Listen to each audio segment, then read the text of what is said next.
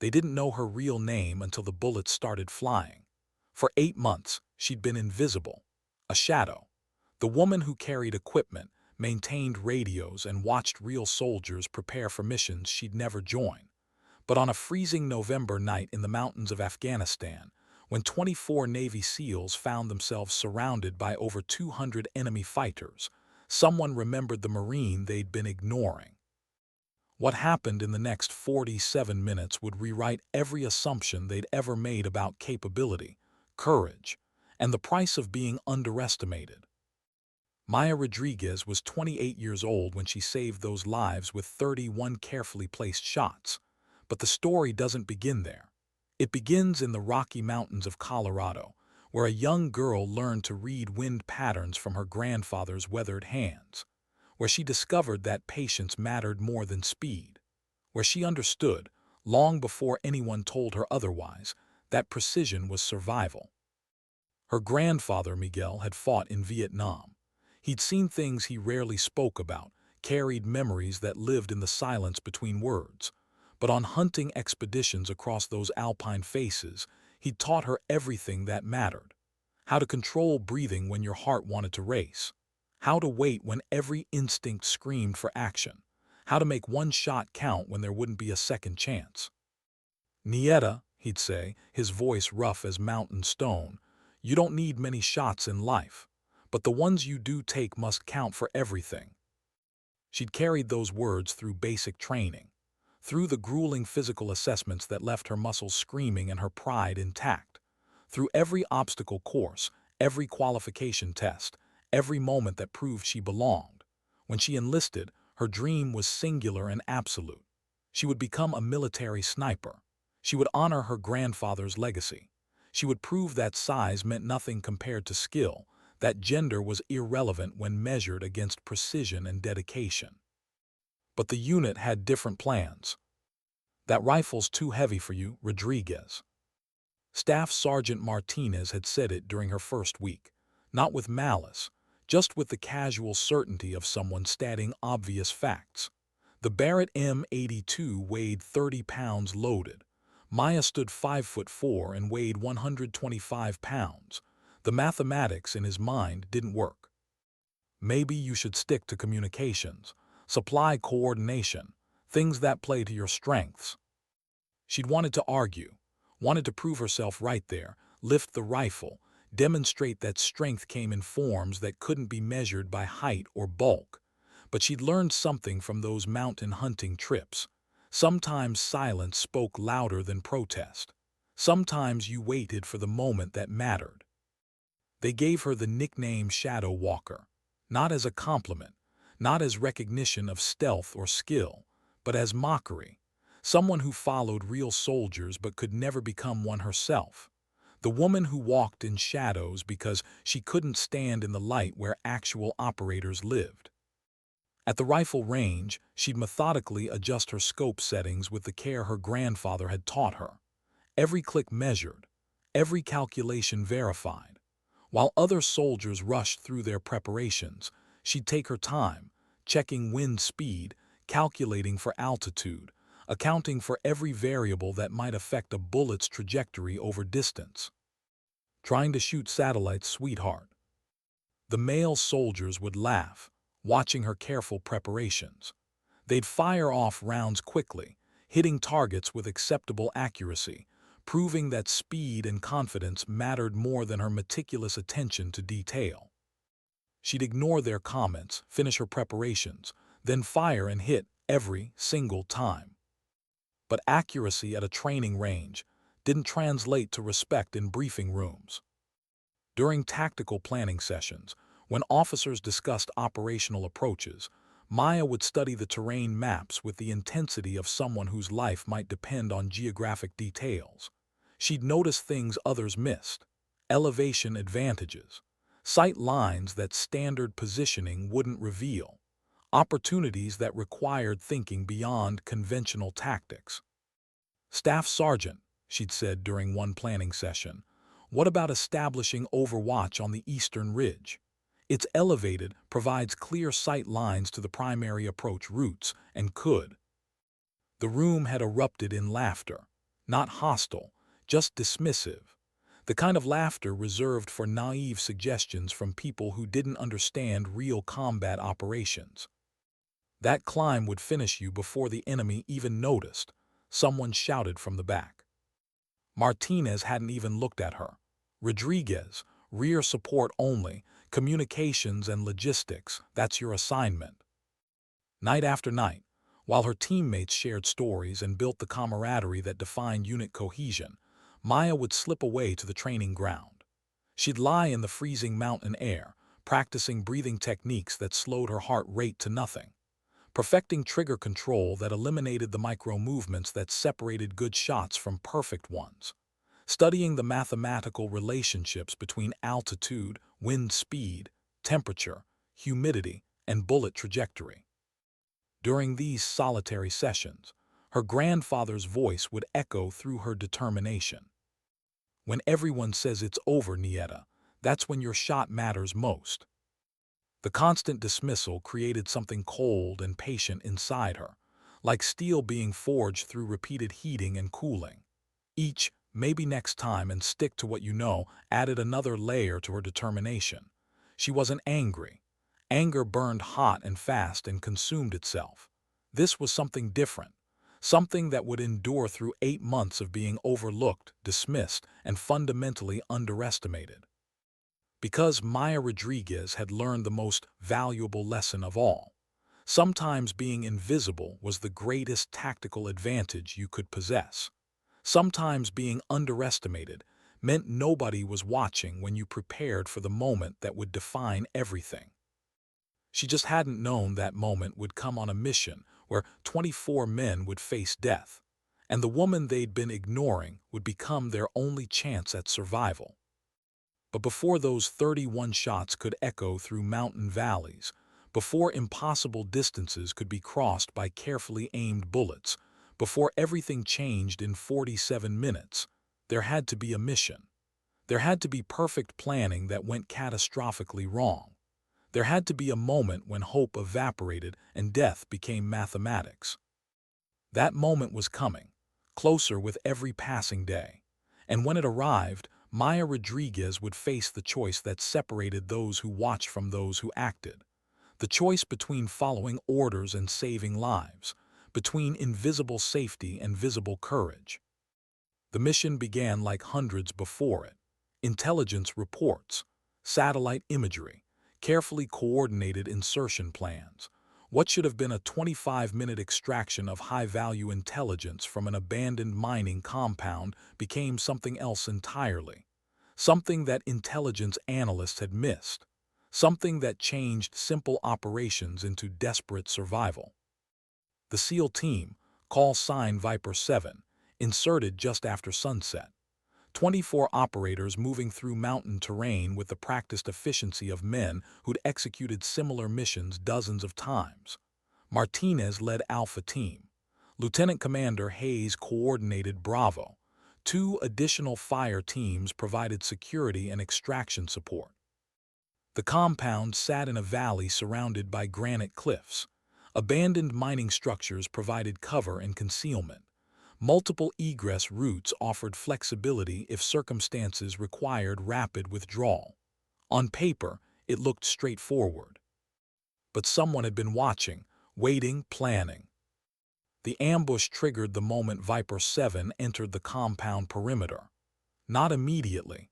That would have been too obvious, too easy to counter. Instead, enemy fighters let the Americans penetrate deep into the valley, let them commit to positions, let them believe they controlled the tactical situation. Then the shooting started from every direction simultaneously. Martinez's radio crackled with desperate situation reports that painted a picture of perfect tactical disaster.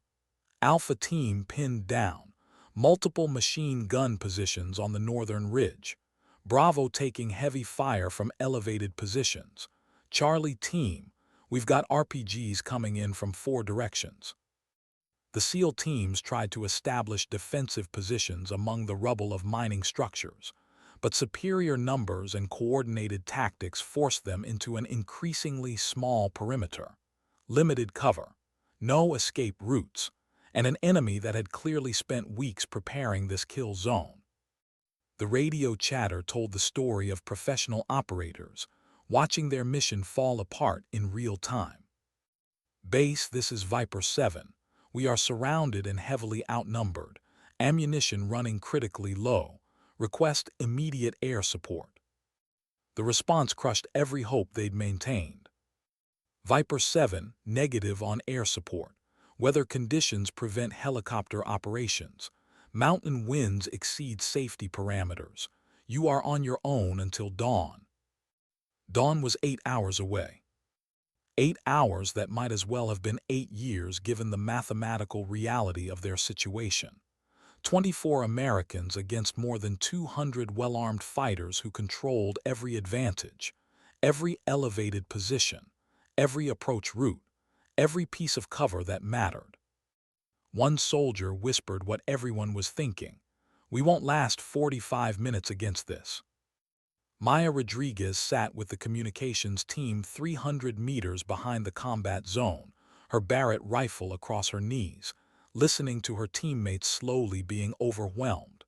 She monitored frequencies, relayed situation reports back to command, performed exactly the role that Martinez had assigned her. And she listened to men dying. Not dramatically, not with Hollywood screams or heroic last words, just the quiet disappearance of call signs from radio traffic, the desperate requests for ammunition that couldn't be resupplied, the shift in tone from professional operators executing tactics to exhausted soldiers accepting their fate. The internal war inside Maya began raging with intensity that matched the external combat. If she followed orders, she would remain in the rear area, maintaining communications while watching her teammates get systematically eliminated. She would survive. She would file accurate reports. She would do exactly what she'd been told. If she broke protocol, she could attempt to reach the eastern ridge, the position she'd identified during mission planning, the position that had been dismissed as tactically impractical, the climb that would finish her before the enemy even noticed.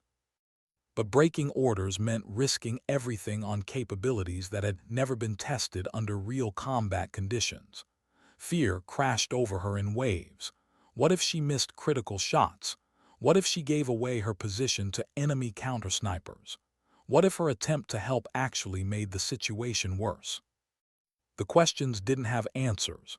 Not sitting in a communications tent, not listening to men die while following orders that kept her safe and useless. Her hands found the Barrett rifle, 30 pounds of precision engineering, too heavy for someone her size, they'd said, impossible to deploy effectively from impossible positions. Through her earpiece, Martinez's voice cut through the static. "All units prepare for final defensive positions. We're almost out of options." Final defensive positions. The phrase that meant survival had become impossible. The moment when professional soldiers accepted they were about to die and prepared to sell their lives as expensively as possible.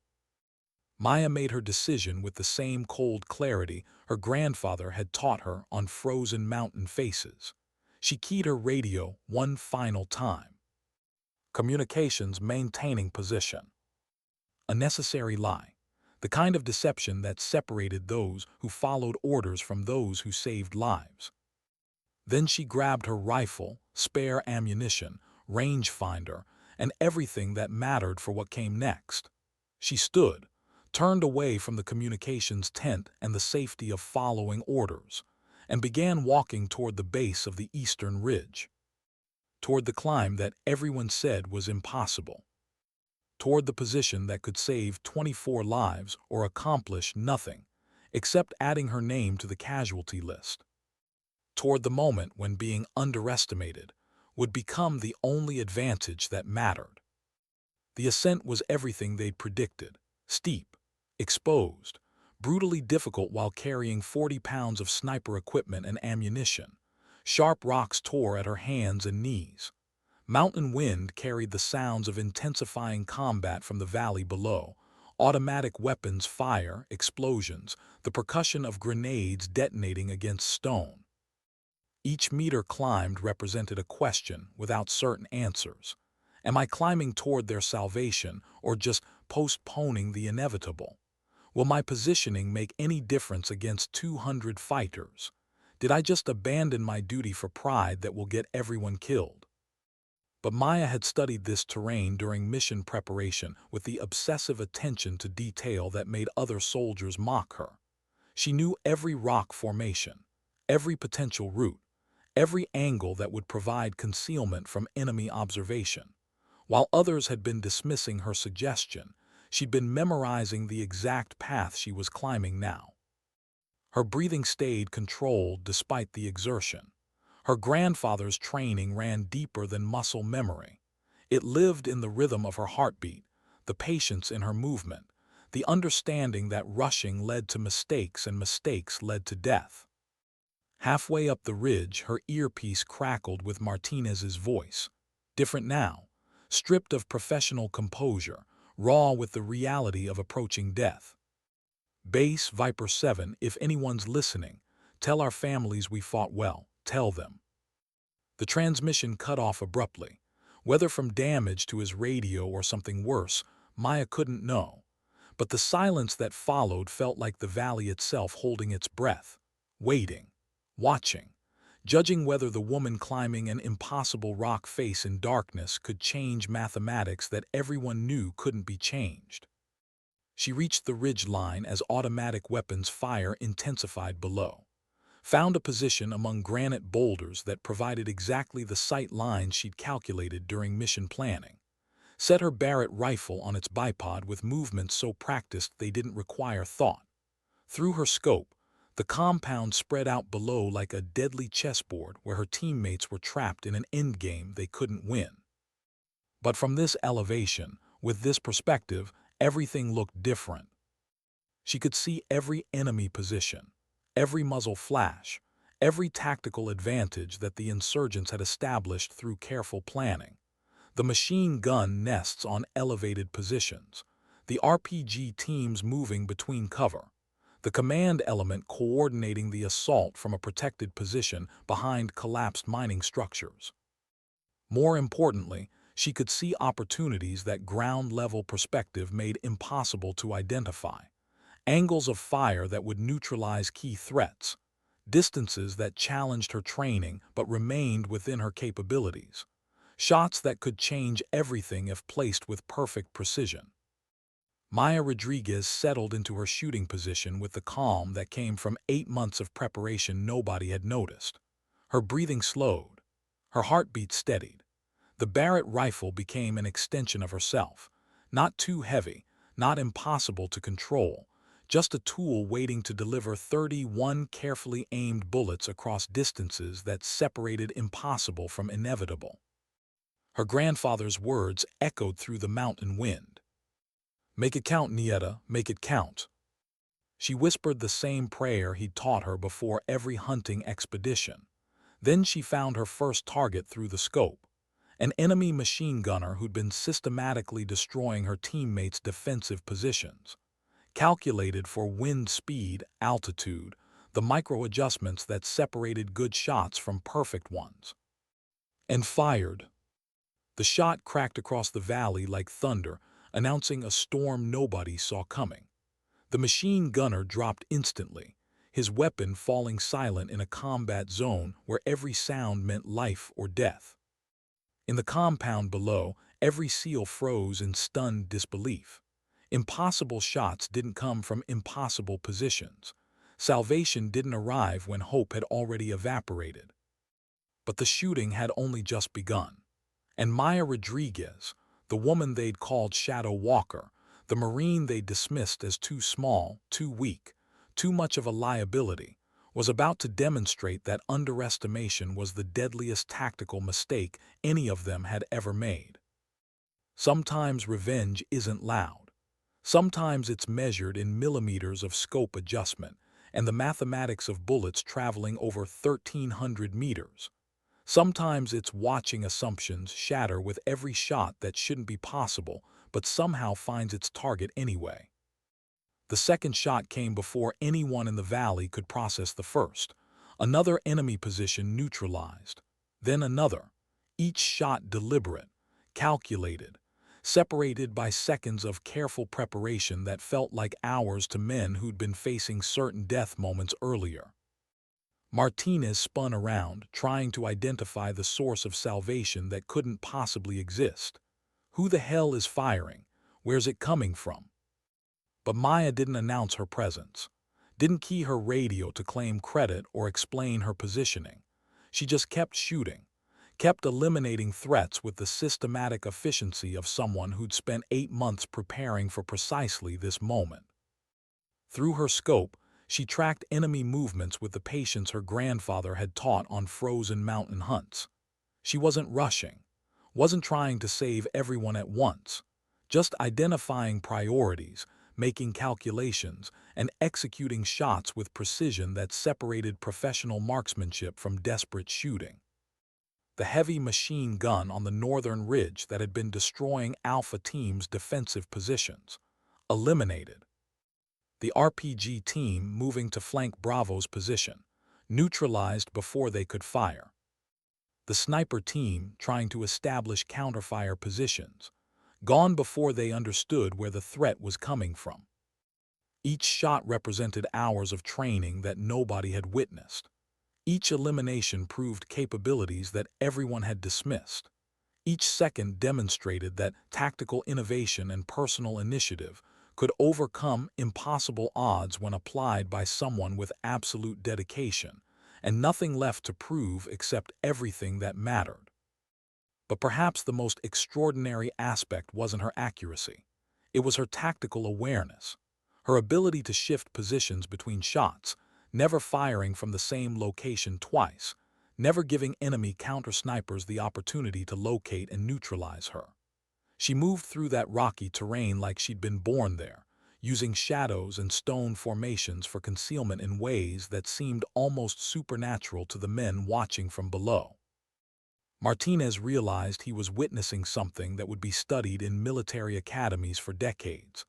A single operator changing the outcome of an entire engagement through perfect application of skill under extreme pressure. Not with superior firepower, not with technological advantages, just with precision, positioning, and the kind of cold patience that came from being dismissed so many times that proving yourself became more important than survival itself. Her voice came through the radio with calm professionalism that contrasted sharply with the chaos surrounding them. Guardian Overwatch to Viper 7. Move northeast toward the mining structures. I'll provide cover. Guardian Overwatch. A call sign she'd created herself, for a position that didn't officially exist, from a woman who wasn't supposed to be capable of what everyone was watching her accomplish. The tide of battle turned with each shot she fired. Enemy fighters who'd been confident in their overwhelming numerical advantage began withdrawing to more defensible positions. The coordinated assault that had trapped the Americans dissolved into confused, scattered resistance as key personnel disappeared one by one. Maya's methodical elimination of high-value targets was breaking the backbone of their entire tactical plan, but she wasn't finished yet. Through her scope, she identified the ultimate target, the enemy commander coordinating the assault from a protected position behind collapsed mining structures, 700 meters distant, partially concealed, moving between cover with the tactical awareness of someone trained in counter-sniper operations. The shot would be difficult, not impossible. Nothing was impossible when impossibility meant 24 men dying, but challenging enough that missing would reveal her position without accomplishing anything meaningful. She calculated for wind, for altitude, for the micro-movements of a target who understood he was being hunted, for every variable that her grandfather had taught her to consider on hunts where one shot meant the difference between success and walking home empty-handed. Her breathing slowed to nothing. Her heartbeat became background noise she could ignore. The Barrett rifle settled into perfect stability, and in the space between heartbeats, where decisions became actions and actions became consequences, Maya Rodriguez fired the shot that ended the battle. The enemy commander dropped instantly, his radio scattering across rocks, his command structure dissolving in the sudden vacuum of leadership. The remaining fighters, seeing their leader fall to an invisible sniper who could reach them from impossible distances, began a panicked retreat into the surrounding mountains. Within minutes, the valley fell completely silent except for wind whistling through broken structures and the distant echo of retreating footsteps. Maya Rodriguez had just saved 24 lives with 31 carefully placed shots, fired from a position that everyone had dismissed as tactically impossible. She remained in position for another 20 minutes, watching, waiting, ensuring the retreat was genuine and not a tactical repositioning. Professional operators didn't celebrate until extraction was complete. They didn't assume victory until every teammate was accounted for and every threat neutralized. Only when she was certain, absolutely certain, did she key her radio one final time. Guardian overwatch to Viper 7. Valley is clear. Enemy forces in full retreat. Recommend immediate casualty assessment and preparation for extraction. Martinez's voice came back raw with emotion he couldn't quite control. Guardian? Who? Rodriguez, is that you? She didn't answer immediately. Just began the careful descent from a ridge that had saved 24 lives, from a position that had proven every assumption wrong, from the moment that separated her entire military career into before and after.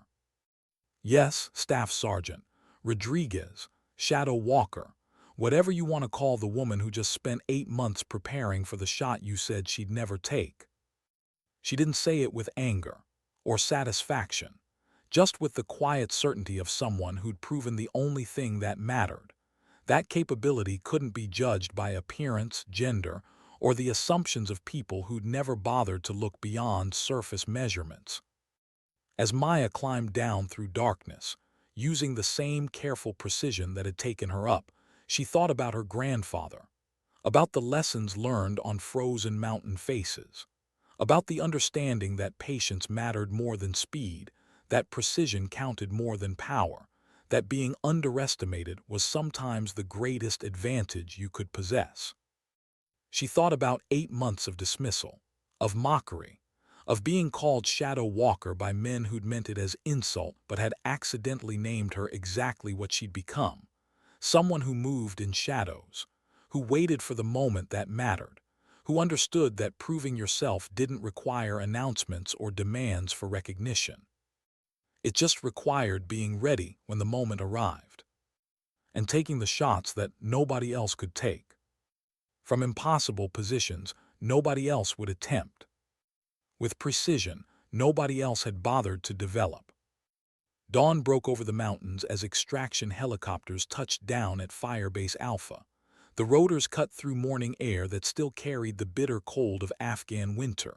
Maya Rodriguez stepped onto the landing zone, her uniform marked with mountain grime and dried blood from the rocky climb. The Barrett rifle slung across her shoulder like an extension of herself. Too heavy, they'd said.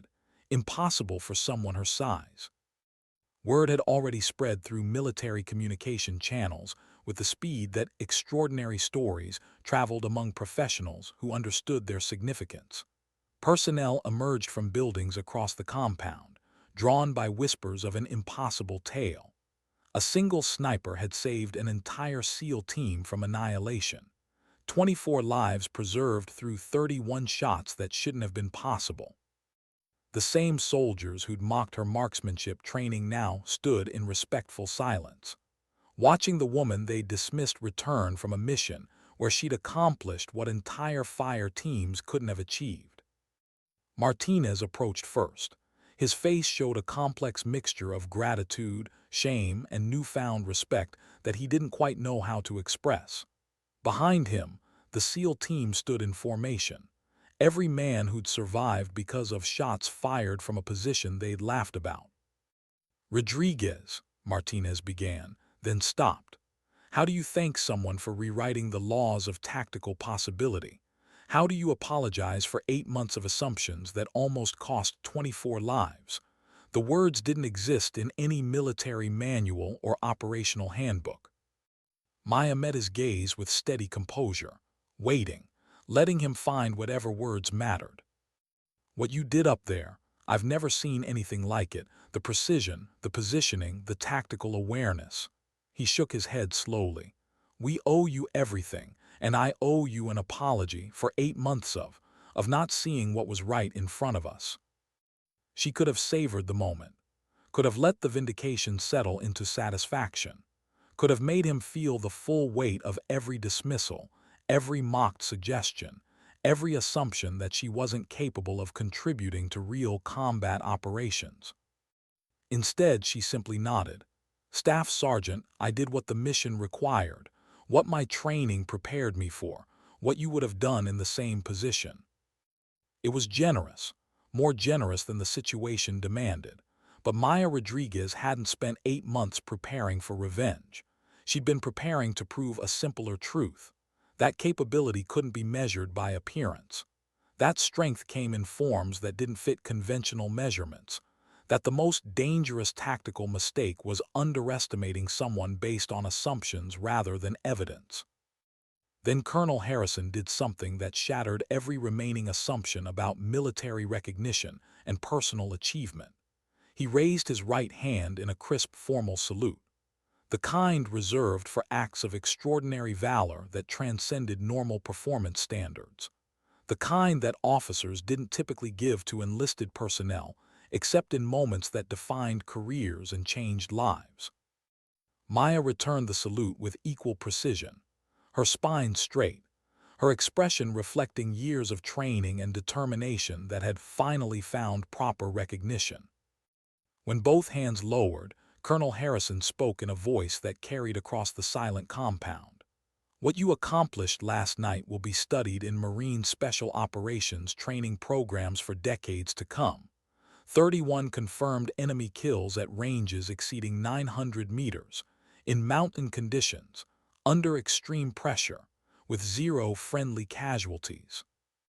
He paused, letting the significance register completely. More importantly, this operation demonstrates that tactical innovation and personal initiative can overcome impossible odds when applied by someone with proper training and absolute dedication. You identified a position that tactical doctrine said was impractical. You executed an approach that field manuals said was impossible. And you delivered precision fire that saved 24 American lives when every conventional option had been exhausted. Maya finally spoke, her voice clear and strong. Just doing my duty, sir, following the training you provided, applying it when circumstances required action. Colonel Harrison almost smiled, an expression so rare that several personnel would remember this moment for the rest of their careers.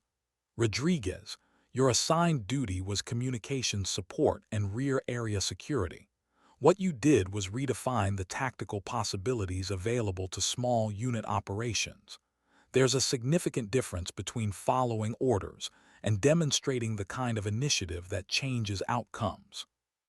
From that moment forward, nobody called her Shadow Walker ever again, at least not as mockery. The name remained, but its meaning transformed. She'd walked in shadows. She'd been invisible to people who should have been watching. And from that invisibility, she delivered salvation when salvation shouldn't have been possible. In the days that followed, Maya returned to her duties without ceremony or demands for continued recognition. She maintained communications equipment. She prepared for future operations. She existed in the same spaces she'd occupied for 8 months. But everything had changed in ways that couldn't be reversed. During tactical planning sessions, when she suggested alternative approaches or identified opportunities that others missed, officers listened. They didn't automatically dismiss her input. They didn't laugh at suggestions that challenged conventional thinking. They'd learned, the hard way, that assumptions about who could contribute valuable tactical insights were as dangerous as assumptions about who could execute difficult operations. At the rifle range, when she methodically adjusted her scope settings with the obsessive care that had once drawn mockery, younger Marines watched in respectful silence, learning, observing, understanding that precision mattered more than speed. That attention to detail separated adequate marksmanship from the kind of shooting that saved lives when nothing else could. The SEAL team requested her as dedicated sniper support for future operations, not as concession, not as diversity initiative, but because they understood, with the clarity that only comes from watching someone save your life, that Maya Rodriguez possessed capabilities that made missions succeed instead of fail. She accepted the assignment without satisfaction or vindication, just with the quiet understanding that she'd earned something more valuable than recognition. She'd earned the opportunity to use her skills in roles that mattered, to contribute at the level her training had prepared her for, to be judged by capabilities rather than assumptions. But late at night, in the solitude of her quarters, Maya would sometimes think about those 47 minutes, about the climb that everyone said was impossible, about the shots that shouldn't have connected across distances that challenged even the most experienced snipers, about the moment when being underestimated transformed from burden into advantage. She'd remember her grandfather's voice, the lessons learned on frozen mountain faces, the understanding that you didn't need many shots in life, but the ones you did take had to count for everything. She'd proven that truth with 31 carefully placed bullets, with positioning that redefined tactical possibilities, with the kind of patience that came from 8 months of being dismissed, and using that dismissal to prepare for the moment when preparation mattered more than recognition. And she'd learned something that changed how she understood her own story. That dignity didn't announce itself, didn't demand recognition, didn't require vindication through words or confrontation. Sometimes dignity simply acted, climbed impossible ridges, took impossible shots, saved lives that couldn't be saved through conventional means, and then returned to duty without needing applause or acknowledgement beyond the simple understanding that capability had been demonstrated, assumptions had been shattered, and 24 men were alive because someone had been prepared when preparation was the only thing that mattered. 3 months after that night in the Afghan mountains, Maya Rodriguez sat in a briefing room at Quantico. Around the table sat officers, tactical instructors, and operational planners who studied what had happened with the analytical precision of professionals trying to extract lessons from extraordinary events. They'd analyzed her shooting patterns, studied her positioning, calculated the mathematics of shots fired across extreme distances in mountain conditions. They'd interviewed Martinez and every member of the SEAL team. They'd reconstructed the tactical situation with the thoroughness that military professionals applied to operations that changed doctrine.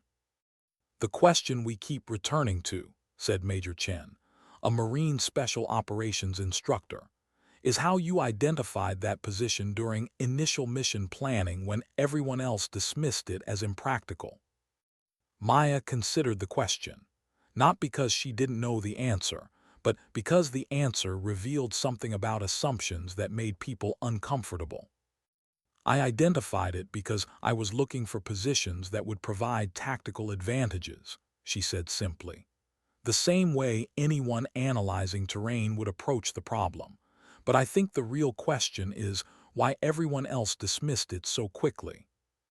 The room fell silent, not uncomfortably, just thoughtfully. "The climb was difficult," Maya continued. "Exposed, physically demanding, but not impossible. Not if you approached it with proper equipment, understanding of the terrain, and willingness to accept that difficult doesn't mean impractical. I think it was dismissed because assumptions about who could execute that climb influenced tactical analysis. And those assumptions almost cost 24 lives." Major Chen nodded slowly. "We've identified this pattern in multiple after-action reviews. Tactical decisions influenced by assumptions about personnel capabilities rather than objective analysis of terrain and operational requirements. which raises uncomfortable questions, added Colonel Harrison, who'd requested to participate in the review. About how many other tactical opportunities we've dismissed based on similar assumptions. About how many operations have been unnecessarily difficult because we've limited our options based on who we thought could execute certain approaches, rather than objectively analyzing what tactics would be most effective. Maya said nothing. The point had been made. Dwelling on it would feel like vindication seeking, and she'd never been interested in that kind of satisfaction. "What's the takeaway?" asked Captain Morrison, an instructor who'd been taking detailed notes throughout the session. "What do we teach based on this operation?" Maya thought about her grandfather, about 8 months of preparation, about the moment when everything she'd learned transformed from theory into action that saved lives. "Teach that assumptions about capability are tactical liabilities," she said carefully. "Teach that dismissing options based on who you think can execute them rather than objective analysis of effectiveness is how operations fail. Teach that preparation matters more than recognition, that patience matters more than speed, that precision counts more than power." She paused, choosing words that wouldn't sound like criticism, but might still change how people thought about tactical planning and personnel assessment. "And maybe teach that the people you're most likely to underestimate are sometimes the ones most prepared to accomplish what everyone else thinks is impossible. Not because they're special, but because being underestimated forces you to prepare more thoroughly, train more carefully, and execute more precisely than people who have never had to prove they belong." The briefing continued for another hour. Detailed analysis of scope adjustments, wind calculations, positioning strategies.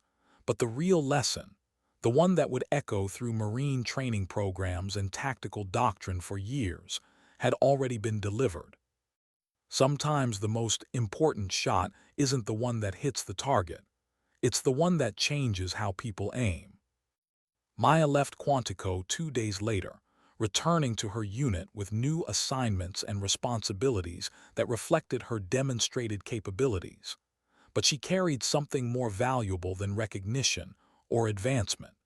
She carried the understanding that her grandfather's lessons had been vindicated in the hardest possible proving ground. You don't need many shots in life, but the ones you take must count for everything. She'd taken 31 shots, and they'd counted for 24 lives saved, for assumptions shattered, for tactical doctrine challenged, for the quiet dignity of proving yourself when proof mattered more than recognition. Years later, when younger Marines would ask her about that night in the Afghan mountains, Maya would tell them the truth without embellishment, about the climb that everyone said was impossible, about the shots that tested every skill her training had developed, about the moment when being underestimated transformed from burden into advantage. But she'd also tell them something more important, that the story didn't begin with those 31 shots. It began with 8 months of preparation that nobody witnessed, with nights spent on frozen training grounds perfecting skills that nobody valued, with patience that came from understanding that proving yourself required waiting for the moment when proof mattered. The shots were important, she'd say, but the preparation was everything. Anyone can fire a rifle when circumstances demand it, but hitting targets across impossible distances from impossible positions requires months of work that nobody celebrates, training that seems obsessive, attention to detail that draws mockery, patience that looks like weakness to people who have never understood that strength comes in forms they haven't learned to recognize. She'd tell them about her grandfather, about hunting expeditions across Rocky Mountain faces, about lessons that seemed simple but contained everything that mattered, about understanding that you didn't need many shots, but the ones you took had to count for everything. And then she'd send them to the rifle range, to practice breathing techniques and trigger control, to study wind patterns and altitude calculations, to develop the kind of precision that separated adequate marksmanship from the kind of shooting that saved lives when nothing else could. Because Maya Rodriguez had learned the most valuable lesson that mountains and mockery could teach. That dignity didn't announce itself, didn't demand recognition, didn't require vindication through confrontation or claims of superiority. Sometimes dignity simply prepared, trained, waited for the moment when preparation became action and action became salvation, and then returned to duty without needing applause or acknowledgement beyond the simple understanding that 24 men were alive. Assumptions had been shattered, and the woman called Shadow Walker had proven that walking in shadows was sometimes exactly what salvation required. Sometimes dignity doesn't speak, it simply acts. And then, quietly, without ceremony, without demands for recognition, it returns to the shadows where the next impossible shot waits to be prepared for, practiced, and executed. When the moment arrives and preparation is the only thing separating survival from mathematics that everyone knows can't be changed, but sometimes gets changed anyway, by women who learn to read wind in Rocky Mountain faces, who spent 8 months being dismissed while preparing for 47 minutes that would prove everything that mattered, who took 31 shots that counted for 24 lives and tactical doctrine rewritten and assumptions shattered forever. Shadow Walker, Guardian Overwatch, Marine Corporal Maya Rodriguez. The woman who proved that the most dangerous tactical mistake is underestimating someone based on assumptions rather than evidence. And the most powerful response to being underestimated is simply being prepared when the moment that matters finally arrives.